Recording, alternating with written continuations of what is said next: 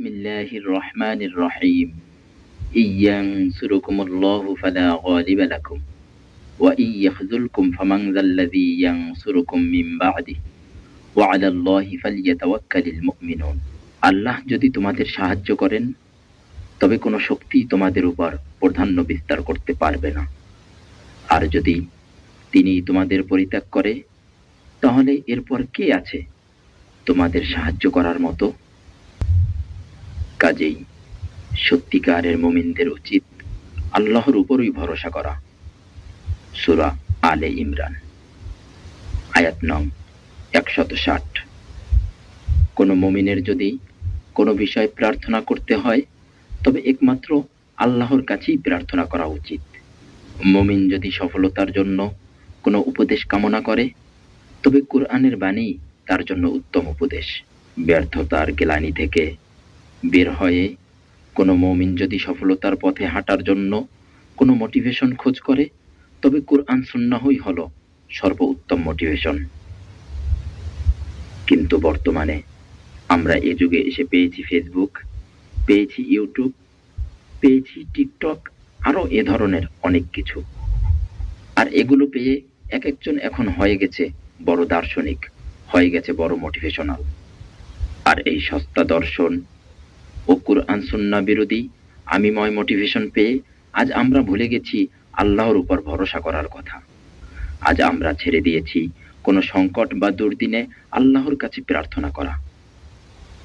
অথচ একটা সময় আমরা ছোট বড় সবকিছু আল্লাহর কাছে চাইতাম। আগে যখন মসজিদে যেতাম তখন মনে হতো আল্লাহর কাছে অনেক কিছু চাওয়ার আছে, তার সাথে অনেক কথা বলার আছে।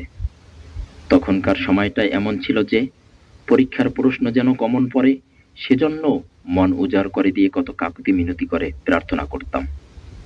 সে সময় আমাদের ছোট্ট হৃদয়গুলো জানতো যে আমাদের এমন একজন আছেন যার কাছে সবকিছু চাওয়া যায়, যার সাথে সব কথা বলা যায়, যার কাছে চাইলে সবকিছু পাওয়া যায়। আমাদের এমন একজন আছেন যিনি সবকিছু দিতে পারেন, যিনি সবকিছু করতে পারেন, যার কাছে অসম্ভব বলতে কিছু নাই। সেই সহজ সরল মন আর সেই নিয়ামতপূর্ণ সময়টা আজ আমরা আমাদের গাফলতিতেই হারিয়ে ফেলেছি। সেই মন আর সেই সময়টা হারিয়ে আজ আমরা কি পেয়েছি?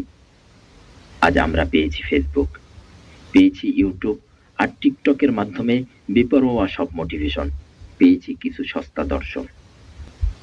আর এখন আমরা এগুলো থেকেই শিক্ষা নিচ্ছি। এখন আমরা এগুলোর মাঝেই আসক্ত। আমরা এখন শিখতেছি ইউ ক্যান ডু ইট। দুনিয়ার সস্তা দর্শন এখন আমাদের শিখাচ্ছে স্বপ্ন যেন তোমাকে ঘুমাতে না দেয়।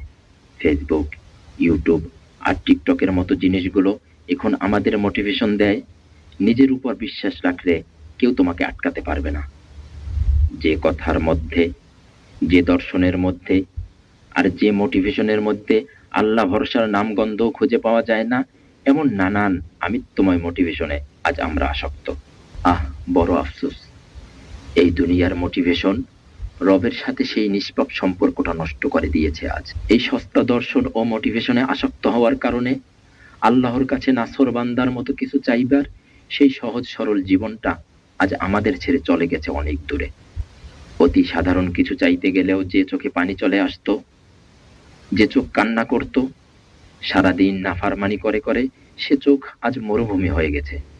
সে চোখ আজ কান্না করতে পারে না, সে চোখে আজ পানি আসে না।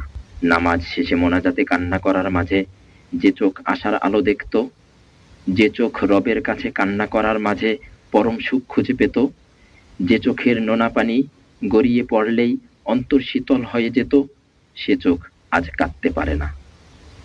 আফসোস, কি এক জিল্লতির জীবনে এনে পৌঁছে দিল দুনিয়ার এসব মোটিভেশন, এসব সস্তা দর্শন।